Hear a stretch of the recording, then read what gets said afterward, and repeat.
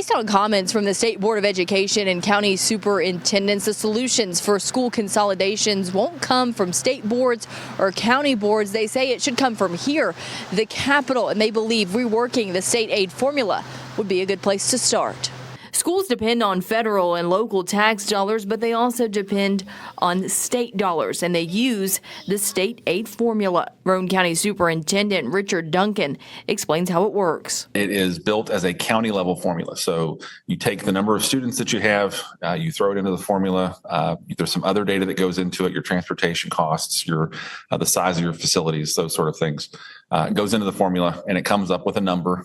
They compare that to how much money you raise locally, and then you get how much the state is going to help you fund your schools. He conducted a study about 5 years ago that showed the state could make the formula more of a school level formula instead of a county level one where the number of schools would become a factor. He believes it wouldn't cost the state more, but could pay dividends when it comes to keeping schools open. Again, it's just head count of students. So if I close a school, I don't have to have a principal, a secretary, cooks, custodians, things that are going to be in that school regardless of how large or small that school is.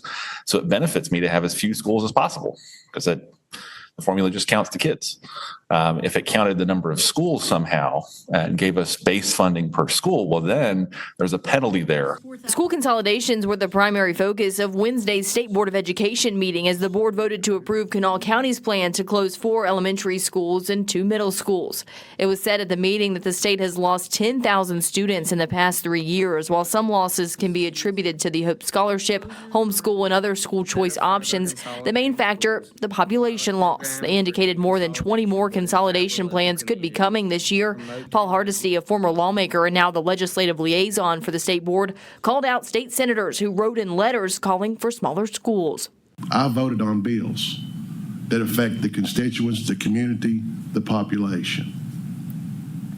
But for them to say, hey, I want smaller schools, then change the funding formula. One of those senators, Mike Storch, who has become a proponent for deconsolidation plans, he said the state needs to take a hard look at the funding formula. He's also proposing a deconsolidation pilot program. We can test out over a 5 to 10 year period of time how test scores and how communities do under a deconsolidated plan, or at least a hold on consolidation in those areas.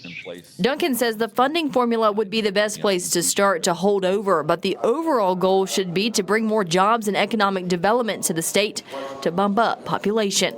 We could reinvest some of that money back into the schools, keep them open for a few more years, and get this economic development rolling. In Charleston, Anna Saunders, Eyewitness News. We have more great Eyewitness News investigates right here. Subscribe and hit the bell notification to have the latest uploads delivered straight to you.